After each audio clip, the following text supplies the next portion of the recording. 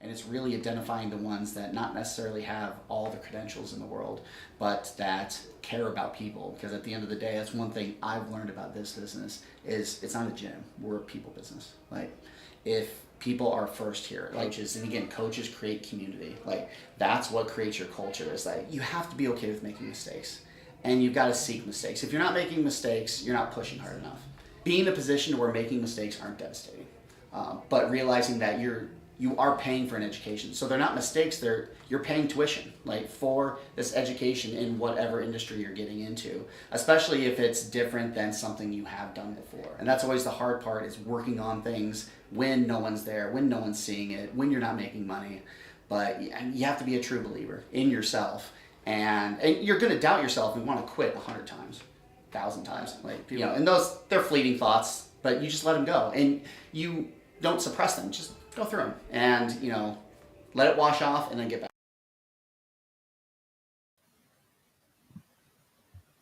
Just got to let it wash off and get back to work, Caden. That's right. I thought he was talking to me. He's talking directly to the podcast entrepreneurs in the room right here. That's right. Well, hello, everyone. This is Justin Wieland in San Diego today for Seeking Context, here with my podcast producer, Caden Runnels. And today's episode is an interview with Jesse Malcomb, who is the owner of CrossFit Fortius. It is the largest CrossFit gym in San Diego. And I knew Jesse when he started the gym 10 years ago, and it was like 5 members in a small shoebox warehouse. And he's grown into multiple locations and had setbacks and steps forward. And it's a really interesting interview about a person who was working in corporate America for a solar power company and decided he wanted to make a change, and he dove off the cliff into the ocean of a completely new world and made it happen. And it's a really interesting story of just his entrepreneurial journey and lessons learned for people thinking about making a change in their life. Mm-hmm. And like you were saying, he's got a lot of sort of inspirational quotes. They're amazing. Most of the things he said in this should go on like a t-shirt or like a coffee mug, and he could give up everything he's done and just go make inspirational quotes and make like a Redbubble or something. And right, he's like the Lee Iacocca of CrossFit coaching. He's just going to have sound bites and t-shirts, and he could have a whole third act of a career. That's right. So, all right. Well, before we start the episode, Caden, can you let everybody know how they can support the show if they're interested in finding out and more context on Seeking Context? Of course. So if you want to support our podcast, you can subscribe to our YouTube channel, like our Facebook page, or follow us on Twitch, where all of our live streams go out. Or if you want to subscribe to our audio podcast, that's anywhere that you get your podcasts, you can subscribe or follow to us there. Or if you want to give a monetary donation, we have a buy us a coffee at buymeacoffee.com/Seeking Context, where you can give a small donation if you can decide how much you would want to donate. And it's a one-time deal. You don't have to do it every month. But if you give any kind of monetary donation on Buy Us a Coffee, you will get the access to our full library of all of our interviews that we did not use in a special or something along those lines. So you get more context from Seeking Context. All right. Well, thanks, Caden. And so without further ado, we're going to present Jesse Malcomb at CrossFit Fortius in San Diego. And Caden and I will be back to discuss all of the wisdom and insights that Jesse provided after I have to pull up the actual episode here on my interface. Okay, I've got it here. So we're ready to go. We'll see everybody in a few minutes after the episode. All right, so good afternoon, San Diego. Good afternoon, America. This is Justin at Seeking Context, and I'm sitting here today with Jesse Malcomb, who's the owner of CrossFit Fortius. It's a CrossFit gym that's been around for almost 10 years now. I was a member of your first location back when you were in Bay Ho, and I'm excited to hear about how the journey's been for you building this business from the ground up. So thanks for talking with me today, and I thought we'd start out by just if you could tell us about like what is CrossFit Fortius and what kind of a gym is Fortius relative to other CrossFit facilities. So there's lots of CrossFit gyms. It's they run it by an affiliate program, unlike a franchise, and so each one is pretty autonomous to do whatever they want. As far as it keeps within the context of CrossFit. So CrossFit it uses a lot of things in fitness that are pretty tried and true, that have been around for a very long time, and puts them into a nice group setting that has really accelerated because of the community aspect of it. And so we started Fortius with the idea that we wanted to bring more people into the strength part of fitness, in that for a very long time it's been intimidating. Barbells can be intimidating. The kind of workouts that you see athletes do, you're like, well, I can't do that. They're athletes. But working and focusing on strength is really important to just developing an overall baseline for being better at cardio, having your workouts be more purposeful. Everyone's very busy, especially these days. So the fact that you can come in, get everything done in an hour and out, I think that's really how we set this to be like the best hour of your day. But with that, so every CrossFit does kind of similar workouts, but we took a niche of let's really focus on building strength. And that doesn't mean just putting a bunch of weight on the barbell. It's that there are these complex movements, but when done correctly, they accelerate the process. Like, you don't have to do all these different movements. You can consolidate them into these complex movements that end up, just having more impact. And so, again, the whole idea is to try to get all this done in an hour, because if you go to a regular gym, sometimes your workout could be hour and a half, 2 hours, 2.5 hours. Then you got to go look up the workout and everything else. So it was kind of packaging and putting all that in, but with that strength emphasis. Right. And you've got a pretty good coaching staff. We do. How many people are on your team? Right now we've got 11 coaches, and then we have front desk and front desk staff, cleaning crew, and then we also have our general manager.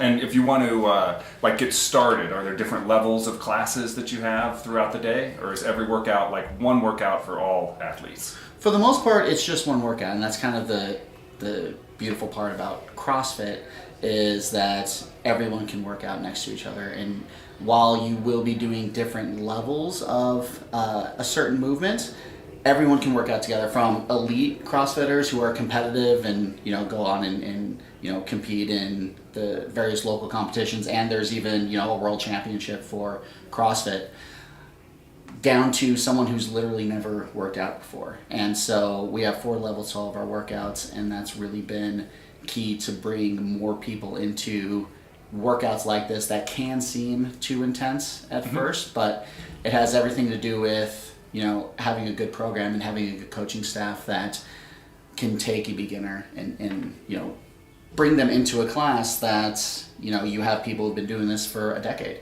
And so we actually don't really have levels of classes like a jiu-jitsu gym or martial arts gym, where you might have beginner, intermediate, advanced. It's all built into every class. So that's a nice thing, is that you don't have to wait for a certain class to do it. You can jump into, we have like 12 classes a day, so you can jump into any of those. And we of course have like a skills class and a weightlifting class, different classes that focus, if you want to focus on certain parts, because CrossFit does, the program that we put together has a lot of movements. So it's a lot of things to kind of master. But the nice thing is that with the right programming and safety protocols, that you don't have to really have classes broken up. You can have someone who's 60 years old and has hardly ever worked out, and a 20-year-old absolute stud athlete working out right next to each other. And they're doing the same workout, and they're probably going to finish around the same time if you program it correctly. They're just doing, obviously different versions of those movements. So it's all kind of built into that one class. Right. And do you have a coaching program, meaning a training program to develop coaches themselves? Yeah. So we take, the biggest thing with our coaches is, honestly, it's care. And I've been asked this question a couple of times, because we do have a really, really good coaching staff, and I've been incredibly lucky to have just absolute, amazing coaches coming to our gym. And I think the one thing that, because they're so different. We have, Willie, you remember him. He's been here for almost as long as the gym. He started coaching 6 months in, and so he's been here for almost 9 years. which I take a lot of pride in that we have such longevity with our coaches. But I was in college at the time, right? Right, yeah. Yeah. And so the big thing with the one common fact of all of the one commonality of all of them is that they care. And I know it might sound cliche, but that, like, if you take someone who genuinely cares and cares about people, you can teach them to code. You can teach them the technical side, all of that. They certainly have to have an interest for learning and everything else, and all of our coaches do.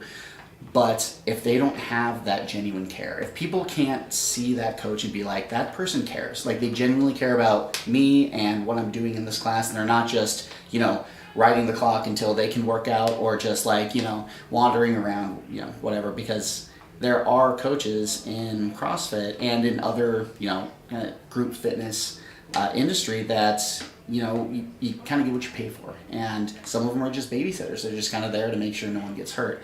So it's like, do you have a babysitter or do you have a coach? And does that coach care? Because people, we're in a world that's lacks authenticity and, genuine people. So when you see someone who's genuine, who's like, wow, this person's not just trying to get a paycheck, like they care. That is the one thing. If you give me someone who genuinely cares about people, and I can make them a coach. And that's kind of where we've set that. And we do have, a technical program where, we teach our coaches how to do that, but a lot of them come in with that technical expertise already. And it's really identifying the ones that not necessarily have all the credentials in the world, but that care about people. Because at the end of the day, that's one thing I've learned about this business is it's not a gym. We're a people business. Like, if people are first here, like we have to be, because it's honestly, there's lots of ways to get fit. I love CrossFit as a way. I think it's the best, obviously, but there is lots and lots of ways to do it. And so that's the one thing that keeps people consistent, is if they see that there's a community that cares about them, there's coaches that care about their progress, it's going to help them be, just be more consistent. Right. Beyond caring coaches, are there any other things you've done over the decade you've been in this business to foster a sense of community among the members of your gym and your team themselves? Well, a lot of that has to do with culture, right? And so it starts at the top, but it's also what our coaches do day to day. And so if they have a culture that's, professional, low drama, and they take the time to actually, touch every member in some way, like either a couple words, and it's really, again, if you're not a good people person, you can't be able to discern, okay, well, this person needs a lot of attention. This person doesn't need so much, but a nice nod and like good lift, or, nice job on that. They're already pretty good with what they're doing, so you don't want to waste a whole lot of words on that, but do you want them to know that, hey, I'm watching? Like, I'm not saying anything because you're doing well right now, but I am watching, and I do care. Right. So that's really the one thing. And I mean, again, I would say our biggest asset is that we have those quality coaches, but also that they stay, and that we have really good coaching retention. All of our coaches here have been here at least 4 years, and I think a lot of our competitors couldn't say that. So that low turnover also just helps members feel more comfortable, because they see the same faces. We love seeing the same. We hate change, even if it's good change. We hate change. Just as a general rule. And people, I mean, every time we've expanded to a better place, there's always, it's like, no, this place is going to be fantastic. It's going to be so much better. People just don't like the change. They get used to it, and then they're like, okay, this is better. But that little bit, that transition period is always difficult for people. So when we have, that ability to keep those coaches there for a long time, people see them all the time, they feel comfortable, they feel safe, they feel cared for, and they feel like there's just consistency, and therefore they will come more consistently. Right. You have had a lot of change. I remember 10 years ago, you were a single bay in a warehouse up in Bay Hope. So could you tell me about kind of the journey of, like, one, I'm just curious about all the locations you've been in San Diego, and now you're expanding to multiple locations. So can you talk about kind of the journey of CrossFit Fortius since you started 9 years ago? So when I got into this, so I have a pretty long background as an athlete and working out in a lot of different gyms. I was an engineer before this, and so it was always kind of a dream. Oh, it'd be great to start a gym. Didn't make a lot of sense financially, and then CrossFit comes along, and all of a sudden they're garnering, a good amount of traction. And this is, kind of early 2010, 2011, and so it's like, oh, this could be viable. So the one thing we didn't think about though was how difficult procuring a facility would be. So if you think about your traditional gym, they're usually in a retail space, right? Gyms don't, the traditional 24-hour gyms and Planet Fitness, they don't make a whole lot of noise. Well, Planet Fitness, you can't make any noise. I think you get kicked out if you do. But so they have large retail space, and it's expensive, but they have a huge budget. And then if you look at Pilates or any other kind of group fitness, they're mostly in retail space, but they need kind of a smaller space.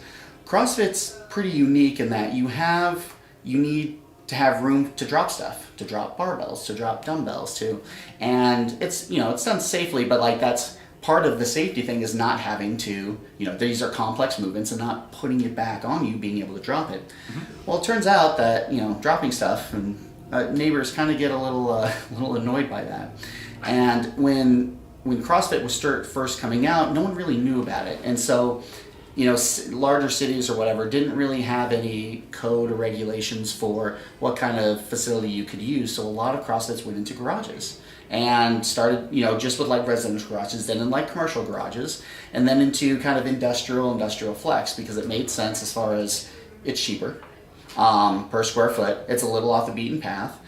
So that you don't get the retail exposure that you need, but there was so much demand going into it anyway, you didn't really need that, at least back then.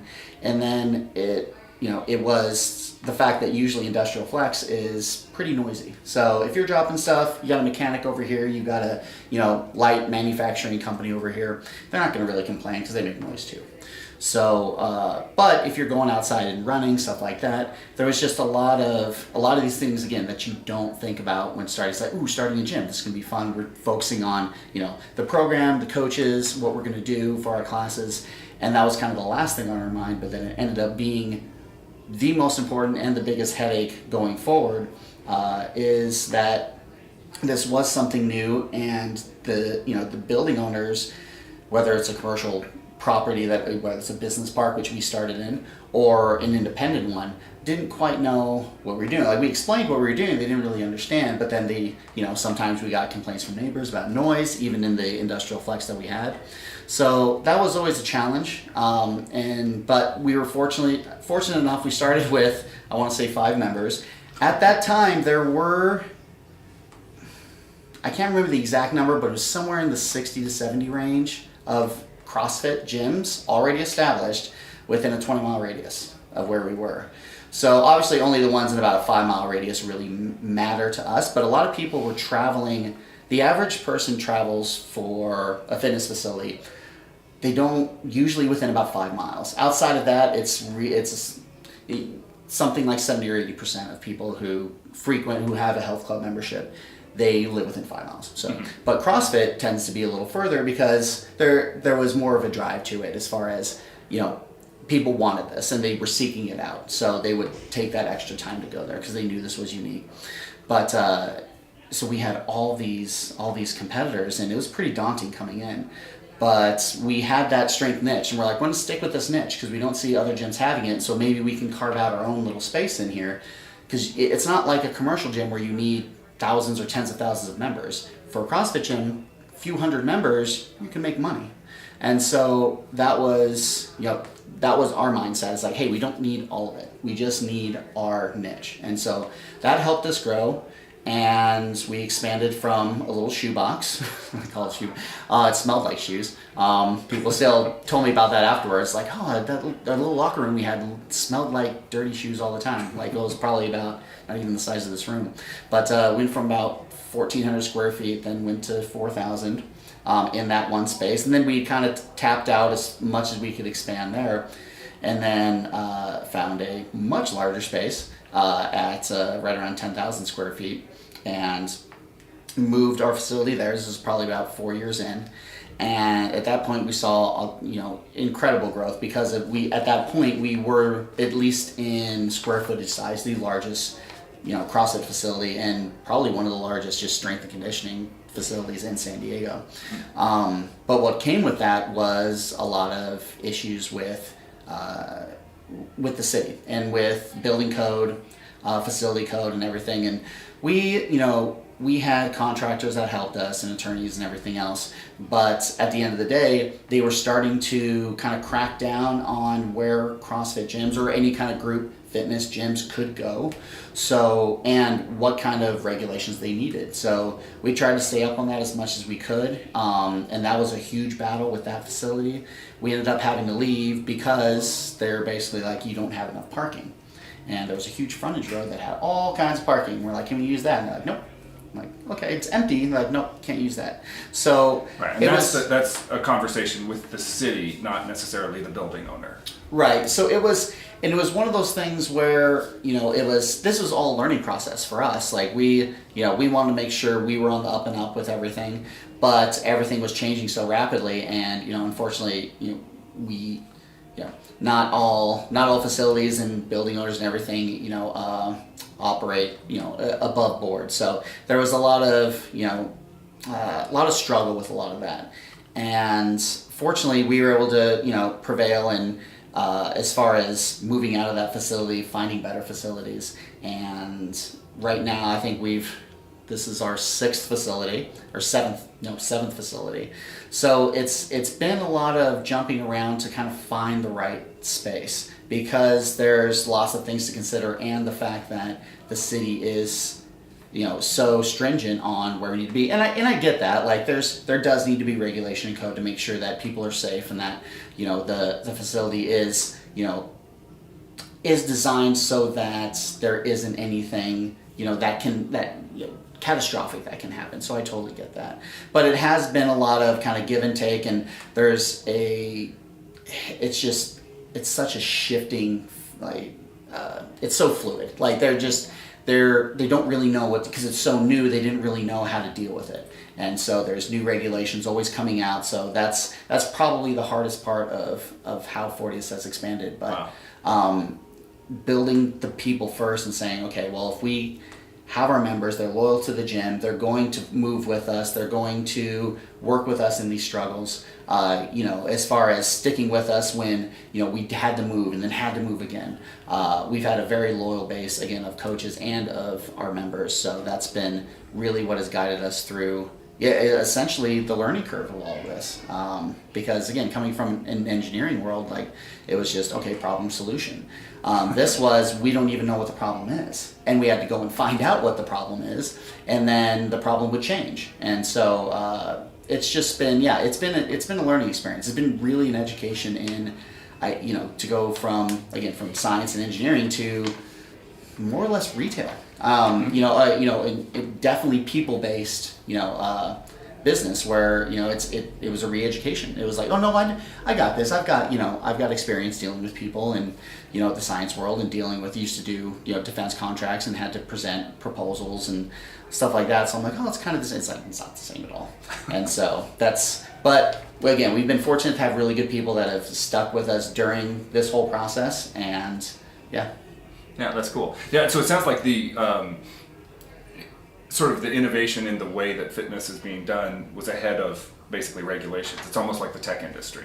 Yeah. The city and the state are catching up with how they want to regulate building codes for this type of operation. Exactly. And you're saying that's still not even settled. No, it's starting to. So now, with this facility, we knew exactly what we had to look for. We knew, we had, an attorney, we had a great attorney who, was able to make sure that everything is set with the city, with the building owner. We have a fantastic building owner here. Ideally, we want to buy a location. Turns out not a lot of people want to sell right now because they can charge a lot for rent with how low the inventory is in commercial real estate, just like residential. But yeah, so. Yeah, it's really interesting. And so, tell me about. What was my next question here? Your own journey. I was curious about, you were talking about before you moved to San Diego, you were in Colorado, you were an engineer. What made you think the time was right to go ahead and start your own business? So this is probably one of my favorite stories. I tell it a lot, probably too much, but it was because it was so poignant, that it sticks out as, sometimes it's hard to know when that turning point is in your life. I was fortunate to know exactly when that was. And I was working for a large electrical manufacturer, I won't name who, but they multi-billion-dollar company, and they wanted to get into solar, which was my background, is working in solar design. And so they wanted to start a solar division in San Diego. And I kind of told them going in, I'm like, this is, this market's already saturated. Like, it's going to be tough. So they're like, no, we're cool. They invested like $10 million into it, and it went pretty well. And then they decided, well, we're going to cut that, but we like you. Well, we can offer you a position in our, at our corporate office. I'm like, wow, that sounds great. Well, the corporate office is in Long Island, New York, and I love New York, but Long Island, I didn't want to, like, that would be such a drastic move for me.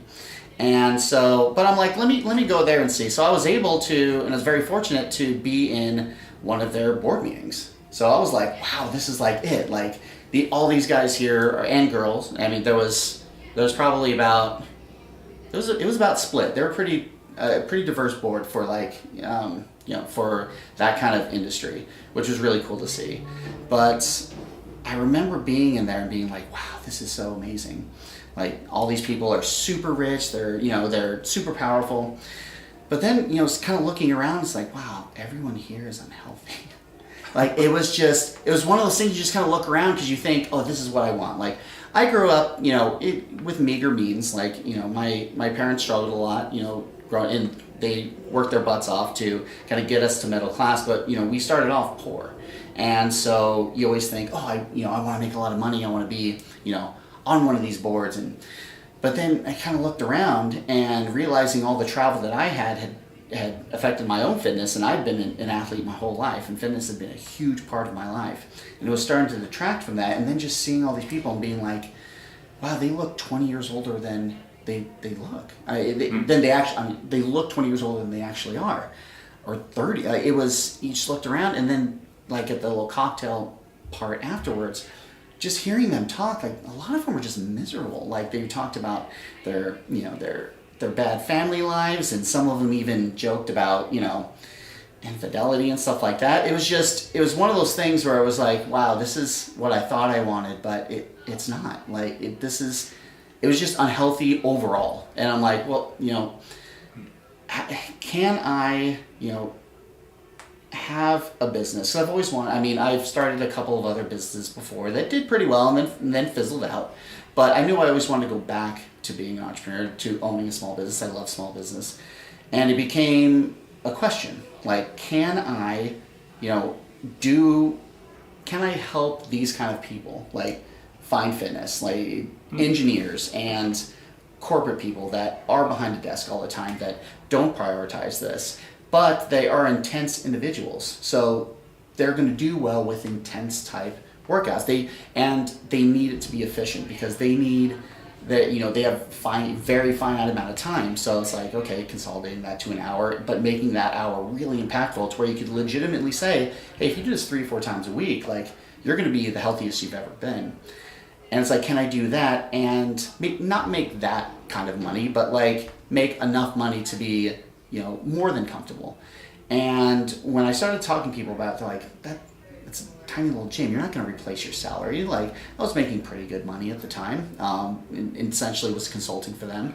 And it was, a lot of free reign with that. It was a great job. And to kind of quit that and quit a career that I went to school for and had worked in a long time to do this. But, I had to, my mom is my favorite person. And she never batted an eye. She's like, do it. Absolutely.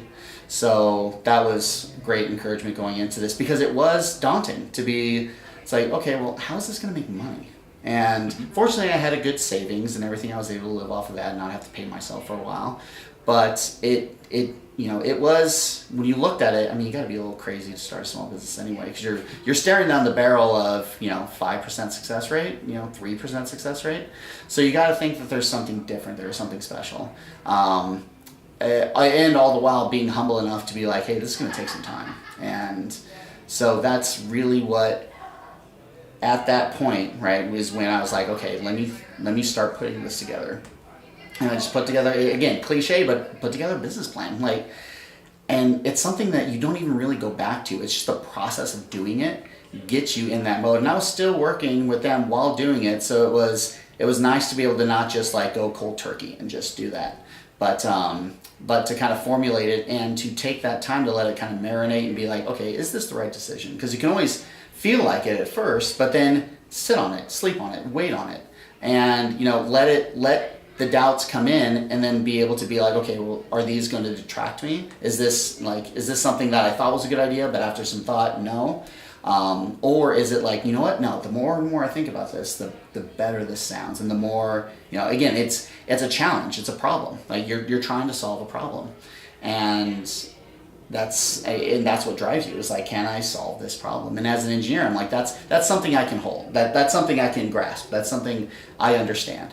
And so that's what this became, is solving that particular problem. Was, can I start a gym, replace my salary, and have meaningful work that helps these kind of people that just don't prioritize any part of this in their life.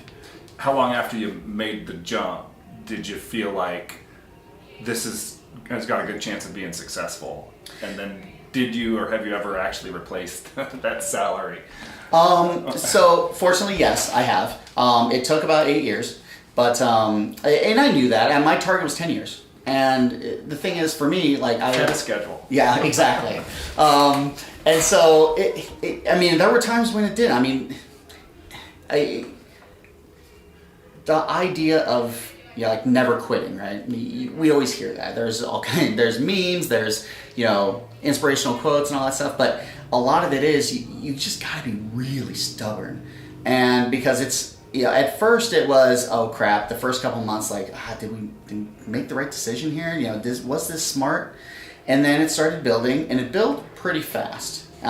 Fortunately for us, we hit break even right at about year one, which was ahead of schedule from even our best projections. And then I would say, to answer your question, I would say that first expansion, when we went from 1,400 to 4,000, we were able to break down that wall, like literally, like go and sledgehammer that wall. That's when it kind of hit me like, oh, you know what? I think this is gonna work. Like, I think it was a year, or I want to say it was about 16, 17 months in, and it started to feel kind of real at that point. I was still living off my savings and everything else. I wanted everything to be reinvested, and we took a different approach than other gyms. Like, I didn't put a whole lot of money in. I could have put more, but I'm like, let me keep that money to help, so I don't have to take money from the business. Put in $5,000, got a good small business loan for some equipment, but we were usually behind on our equipment.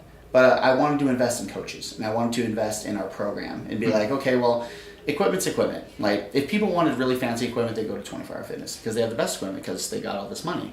So I'm like, they're not here for the equipment, they're here for the experience, which means coaches and program. So we invested in that, and it was risky because there were people who came in and was like, wow, this equipment doesn't look that great. This gym has a bunch of fancy ones. Right. But one of the best things I heard, I forgot who said it, was, equipment looks like, all this new equipment looks great until you have to start selling it to make rent. So that kind of stuck with me and was like, okay, I think I'm doing the right thing here.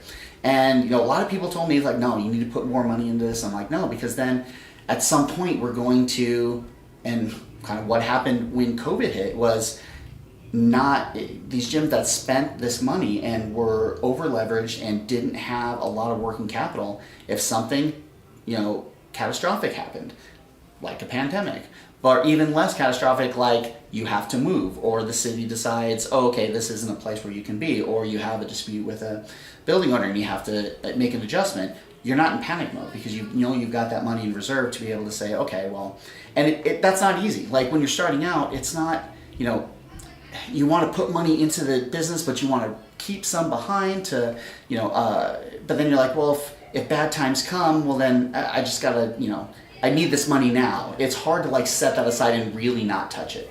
But it served us well through that. And so, yeah, that was our approach. And again, it was different than others, especially with not putting as much into equipment and not putting as much into the gym to start. But to me, I'm like, let's grow it organically through that. And it took longer, like for sure. But with that, it allowed us to stay profitable. Even though it was meager profits, it was still profitable. And, you know, it gave us that stable base to where all of our equipment, our assets, our balance sheet looked great because of how much or how little we had spent on equipment and how much revenue we were pulling in.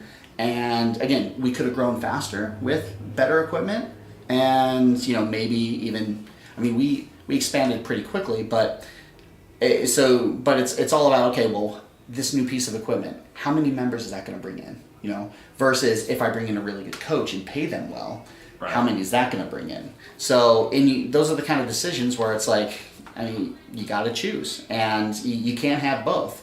There was one gym in particular I remember that came in with, I want to say about $200,000.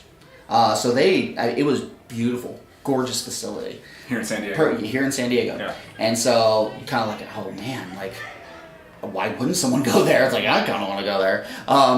It was like it was very pretty. They did a fantastic job. But, you know, unfortunately, they didn't survive very long, you know, maybe a couple of years. And a lot of it was because they'd spent so much on that, they were paying, you know, almost minimum wage for their coaches. This is all I don't know, for sure. But from members that we had end up coming over here after they closed down, it was just the fact that they hadn't invested in those coaches. And again, coaches create community. Like, that's what creates your culture. Is like, if they're kids and they're, you know, and we have a 22-year-old, but he is fantastic. And so obviously there's different maturity levels with that. But if I were paying him $15 an hour, I would get $15 an hour of coaching. Like, rather than what I actually am paying him, and I get that level of quality. So, again, it's one of those things where it's like, well, you know, which do you choose? Because you can do both, but like, again, if you throw in $200,000, oh, that's a huge amount of money to make up. That sets your break even like really far out. So, and then you're gonna have to start cutting expenses on other things. So that was our approach to kind of get to where we are now, and it's validating now, but there was a lot of struggle with it, of people questioning you when things weren't going so well. It's like, you know, was that the right idea? And then you start to question yourself, was that the right idea? But at that point, you have to stick with it and be like, you know what, I live by the sword, die by the sword. Like, this is what I believed in the beginning, and I got to stick with it, because if I don't, then I just lose, you know, I lose both sides of it. So. Right. Well, there's your approach, and then there's competitors, and then there's the environment. Right. What happened for you all during COVID? So COVID was very interesting. Kind of what we talked about before we started the interview. When you're an entrepreneur, when you're in small business, it's easy when things are going well. When the economy's going well, when consumer spending's up, all of that, you know, it makes it easy or easier. When you get to really test what your business acumen is, are you really up to snuff, is when things fall apart, is when the economy's crap, when a once in 100-year pandemic comes through. So to me, it was a little scary at first, but then it was like, this is a challenge. This is another problem to solve. Mm-hmm. And this is like, I think I can solve it better than others. I think we're better set. And it also, it laid everyone's cards on the table, because this exposed, are you over leveraged? Do you have working capital? Are you in a position to where you have treated your members and your people well enough to where they're going to support you, right? If you've been nickeling and diming your customers, if your coaches are getting paid just enough to stay there, they're not going to stick around during 3 months where it's shut down. They're going to go find something else to do. They're going to put their memberships on hold or cancel their memberships. And, you know, we were very fortunate and very, very blessed to have so many of our members keep their memberships active. And that was a really humbling moment for me. It's hard for me to ask for help, but in that situation to say, hey guys, like, this is where we're at. We want to stay serving you. We're going to help. You know, we had, and a lot of gyms did this as well. let the members take equipment home. And so basically our gym was bare. All of our equipment went out to our members. So they could do at-home workouts. But at the end of the day, that's not really worth, the $150, $160 a month we're charging. And we know that. But to be able to ask, and it was a tough thing to ask, but I was like, you know what, let me do this because we need to. And I mean, we were in good financial situation, but to have everyone cancel, to put everyone on hold would have been incredibly difficult. It might have ended us. So, again, a very humbling moment, but then it was even more humbling to see how many people, like something around I want to say it was around close to 80% of our members kept their memberships active during those 3 months of shutdown, which again, it's kind of overwhelming to think about that. And to me, I'd like to think that at least part of it was that we had treated our customers well and that they wanted our coaches to succeed. They knew we took care of our coaches and that this money wasn't going to my pocket. Like it was going to make sure the coaches continue getting paid, make sure that we can keep the facility going. And it did. It allowed us to not only do that when the restrictions started to come offline. We did it. Again, we were very lucky to have an ability to do outdoor workouts. We were able to, keep going even when they, said we couldn't have indoor workouts. We were able to do a lot of our stuff outdoors. And what we found is the actual growth that came after it was extraordinary. The most we've ever had in 10 years. Even with the kind of boom of CrossFit, which happened in kind of 2013, 2014, where it really kind of took off. And then demand, it didn't decrease, but it kind of leveled out. But the increase was it was phenomenal. And so you're talking about like the last year and a half, year? It's been, this has been our best year, like our best revenue year, best profit year. And I believe a lot of it is because people started to understand how important social activities are and that this is a social activity. And a lot of them, it was actually great in that the pandemic wasn't great, the pandemic was terrible. But it was an experiment for all of the people who said, oh, if I could just work out at home, right? If I just had a setup at home, I'd work out all the time. They'd be great. I would spend a lot less money, which you do, and it would be so much more convenient, right? It's right at home. Well, they did. And at first, everyone was like, oh my gosh, this is so great. Even I had a couple people who were like, I'm not sure I'm going to come back. This is amazing. And I'm like, oh, just wait. And then probably I'd say about 6 weeks in is when I started hearing grumblings. It was like, I don't want to do that. I want to come back to the gym so bad. When can you open the gym? I'm like, no, we can't yet. And they're, it's like, me and my wife are working out in our garage and now it's great. And now we argue all the time of who gets what equipment and barbells. And it's like, then we have to set up the workouts. Like, how do you guys do it? So I think it gave people an appreciation for why we charge what we charge, which, might seem excessive compared to $10 a month at Planet Fitness. Mm-hmm. But you're getting, again, $10. Their whole business model is for you not to come. There's I may be wrong on the numbers, but they're going to be pretty close. The average 24-hour fitness, if I want to say 20% of the membership of an average 24-hour fitness showed up, they'd be over fire code.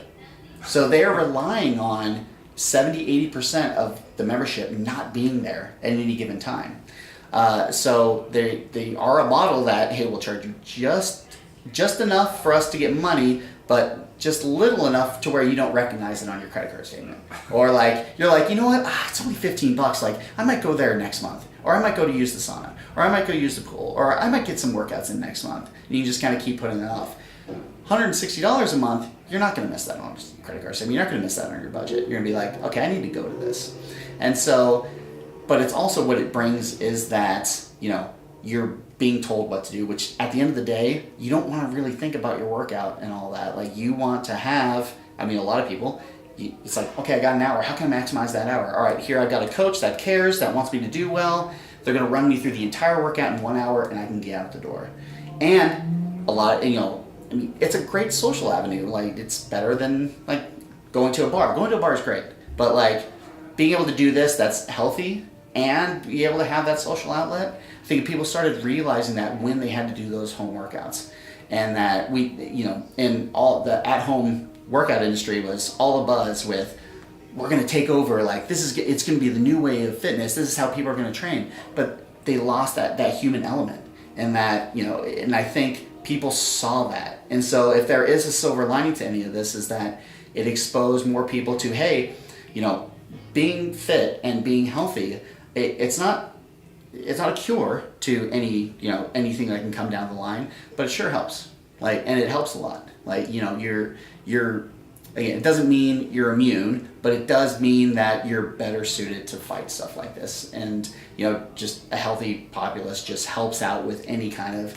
I know this is a once in a century or twice in a century thing, but they may come more frequent. And so hopefully, I'm hoping that this has given some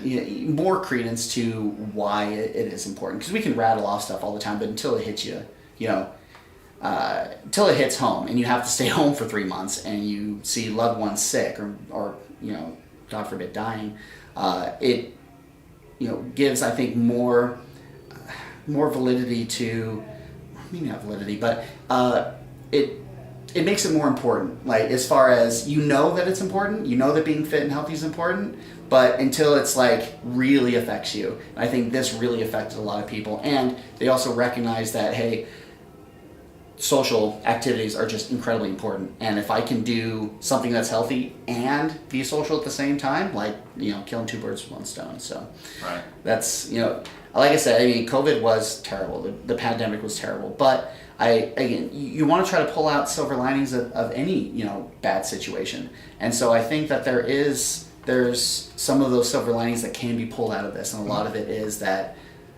people have recognized a little bit more that, social fitness activities are just better, and they keep you coming back. Right. Well, we are coming out of the pandemic, it seems. Hopefully that continues, and you're in a good position with membership growing and a good financial position. You got expansion plans for Fortius locations elsewhere in the city or the region? We do. We have one in Santee as well, but right now we're looking at another facility, hopefully within the next couple months. The inventory in San Diego and I think everywhere else is pretty low, but we got a really good broker that's going out there and really hitting the pavement, and has found us a good place, a couple of good places to look at, put in some offers. So we're excited about ramping that back up. We did have a downtown location for a while, but I don't know if you remember. I don't know if you had left by then, but there was a huge rainstorm, once in a decade rainstorm, and it actually flooded and partially collapsed the facility that we had downtown. So I didn't know that happened. I knew about that storm. But, so it was, oh my gosh. Yeah, we had to end up it wasn't habitable anymore. It still isn't, I think, to this day. So we were able to get our insurance payout and everything from that. So, but it was a good experience and gave us really we made plenty of mistakes. But that one, with the mistakes we made, we still ended up breaking even with it, considering all the things that were crazy with downtown. That was one where we were moving just in the East Village, and there's a huge homeless issue, just in all of San Diego, but especially in that area, but it was more of, there was a lot of drug activity down there. And so we were right in the heart of that. And then we got a really good deal on the place, and then we moved in and realized why we got a really good deal on that place. But it was a great challenge, and all of these are challenges that just help you get better. And it's not that things are going to get easier, but it's that you become more confident in your ability to solve problems. And you're like, okay, well, there's going to be more problems coming down the pipe, but I've dealt with so much and have overcome so many things that I thought were going to bury us, that were going to take us down. And you just build this. It's not arrogance, but it's certainly confidence to say, you know what, whatever's going to come, we're ready for it. Right. Do you, when thinking about mistakes and just going in to start your own business, for other people thinking about it, do you have any advice for how you can prepare, or once you make the start, other than a lot of the things you've talked about, how you can get to a place 10 years down the road where it's all been worth it? I think it's being right. You have to be okay with making mistakes. And you've got to seek mistakes. If you're not making mistakes, you're not pushing hard enough. And I have always liked the idea of starting small, of starting with, let's say you have $100,000 put into it. put 50,000. Find a way to put 25,000 into it and save the other 75, and then learn, because no matter what, it's going to be a learning curve, even if it's something you've done before or something you think that, okay, well, I was doing this before, these skills and these habits and whatever I learned from here will translate. Not always. I thought that was going to happen here, and there were some things that helped out, but I had to relearn, and not relearn, I had to learn how to run a people business. And it was sloppy. Like because again, I came in thinking, oh yeah, I got this, no problem. And so, but the fact that we had started small and that we hadn't put a whole lot of money into this, so there wasn't money burning, we were able to learn and we were able to make those mistakes. And instead of looking in the rear, on the sides and being like, hey, oh, this gym just expanded, this gym just moved it bigger, they have 200 members now, we're only at 100. Staying in our lane and realizing I'm going to have to make a lot of mistakes here. Like I'm learning something. Like I'm going to school for a retail type business, for a people service business, which I had never done before. So that's really something that's had I put all my savings into it and just let's put all this in here and then let's go, I wouldn't have had time to learn all these things, and mistakes would have been far more punishing. But with little in there, and that I knew I could still pay my bills, so building that, at least a little bit of a nest egg, building whatever funding you can get from, the 3 Fs, friend, family, fools, to start a small business, and then small business loans. I mean, be careful with those, but some of them can be very effective, especially ones with equipment, just because they're tied to equipment, tend to be, less interest. But if you can build that kind of kitty, right, and not take all of it, keep some of it to pay yourself and learn slow, and, just be in a position where making mistakes aren't devastating, but realizing that you are paying for an education. So they're not mistakes, you're paying tuition, for this education in whatever industry you're getting into, especially if it's different than something you have done before. I think that's served us well. Yeah. Cool. And so it's been great seeing your journey. Congratulations on all your success. For people that want to find out more or maybe get involved, it's CrossFitFortius.com. It is. Yep. And are you on social media out there? So just search CrossFit Fortius, pretty much any Instagram, Facebook, we're all over the place on that. And that was something that it was funny sitting in my office, 9 years ago, working on our Instagram. It's like, you got 5 followers. Why are you working on this now? For right now. Because now we've got 25,000 followers and we get a ton of business off of it. But it started with working on it when no one was following it. And that's always the hard part, is working on things when no one's there, when no one's seeing it, when you're not making money. But you have to be a true believer in yourself. And you're going to doubt yourself and want to quit 100 times, 1,000 times. People are like, oh, you didn't quit. I'm like, how many times I woke up in the morning, I'm like, I'm done. That's it. I'm going back to engineering. I'm shutting this down. I'll go to Vegas and play poker, because that's what I did in college. And those, they're fleeting thoughts, but you just let them go. And you don't suppress them, just go through them. And, let it wash off and then get back to work. Yeah, that's great. You have 25,000 Instagram followers? Social media followers? Yeah, on our CrossFit Fortius, yeah. Wow, that is amazing. Is there a person that's doing that all the time, or is this Jesse? I started it, but then we had that was for about the first 3 or 4 years. But no, we've had various social media managers and stuff like that be able to come through, and you got to nurture that part of it too, right? Yeah, absolutely. Yeah, for sure. That's cool. Well, this has been great. It's really interesting hearing about your the whole journey, and congratulations. And Thanks for talking with me. I appreciate it. Yeah, it's awesome. Thanks, Jess. Cool.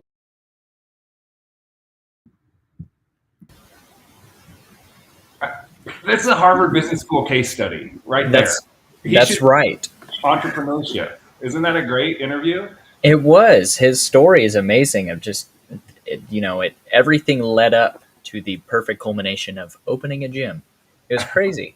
I know. And did you hear who convinced him to take the plunge?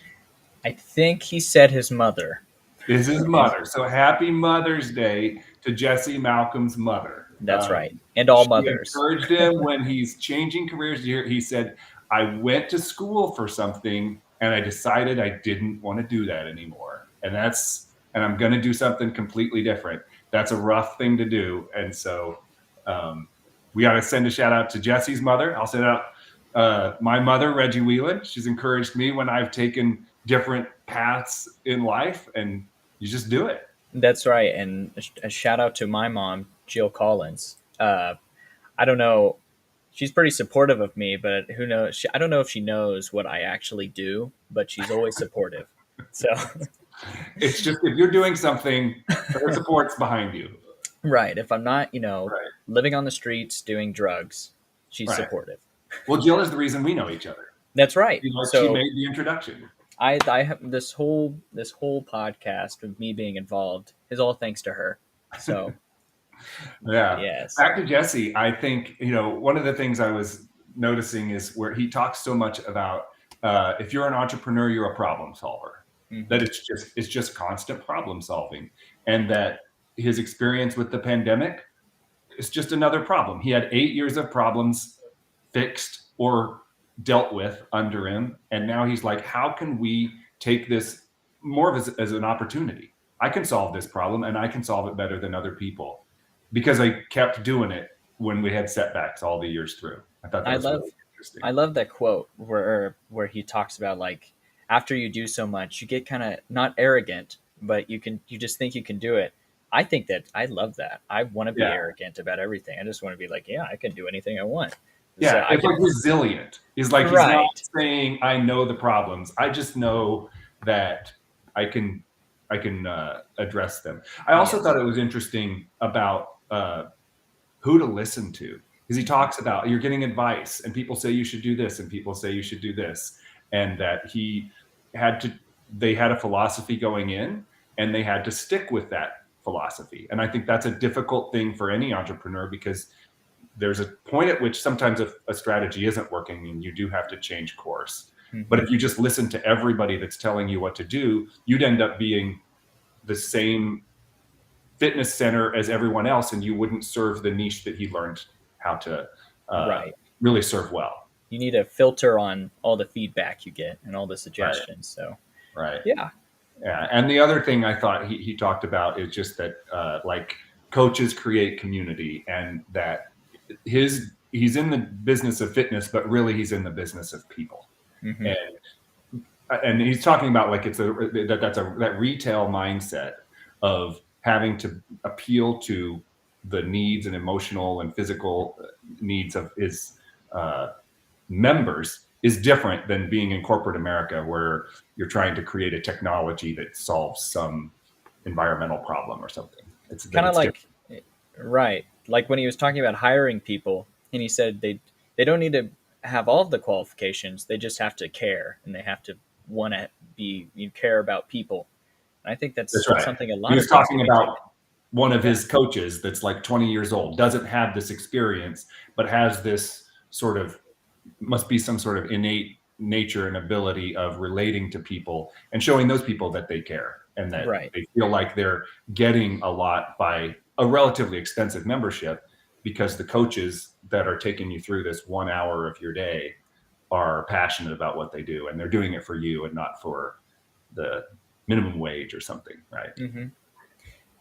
And so you're a member of a few gyms, or just, is it 2, or you're a member of a gym? Okay, so my journey of group organized fitness, I remember when I was your age, I would roll my eyes at people that would join a gym that would have structured workouts, because I was like, I don't know what to. You go to if you want to go lift weights, lift weights. If you do some pull-ups or some push-ups, then do that. And if you need to get cardio fitness, then get on the treadmill or run around. Like, why would you pay somebody to tell you these things?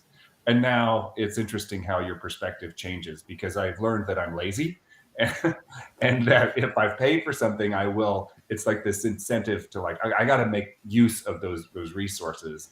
And a coach and a community, when you're doing something together for an hour, really helps you make use of that time.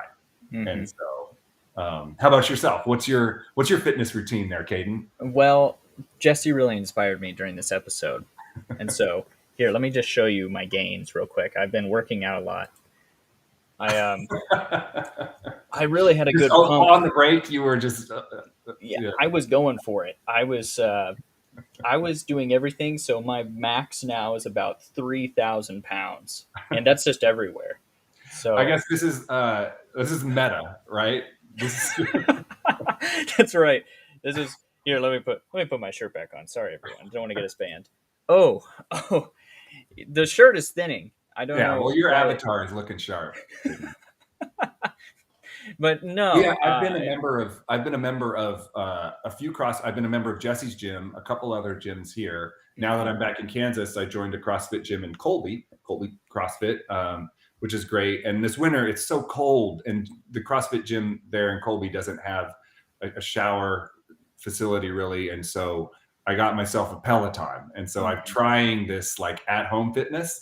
And I hear what Jesse's saying, like I kind of like going and there's people and you get to know those people, and then when you're expecting them or they're expecting you, you sort of have this pressure to Right. participate. And so I've tried many things. I think for me, I need a little bit of variety, and so Right. I've CrossFit never being in the mix is a great fit for me. exactly.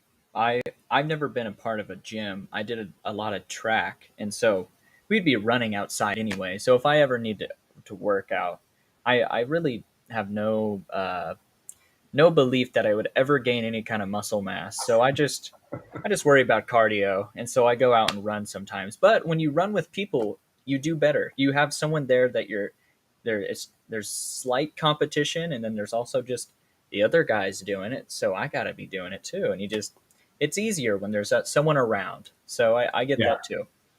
Humans are social creatures. That's right. And that's why the pandemic was so tough. I mean, among all of the terrible things, but like, just the isolation really is not healthy for our sort of psyches, I think. Of course, I agree. So we're coming out of it, though. Yeah, we are. All right. Well, I think that's a wrap for us here at Seeking Context. So next week I'll be back in Kansas, and don't know exactly what our story is going to be next week, but just look for us out on the internet. Caden, thanks for joining today. Of course, thank And you. good luck finishing up the end of your school year. And again, happy Mother's Day to all the mothers out there, all the mothers of entrepreneurs and all the entrepreneurs who are mothers. Yes. We're very thankful that you've been there to support us and that you'll be there when we need you in the future. So, Of course. all right. All right. Take care, everyone.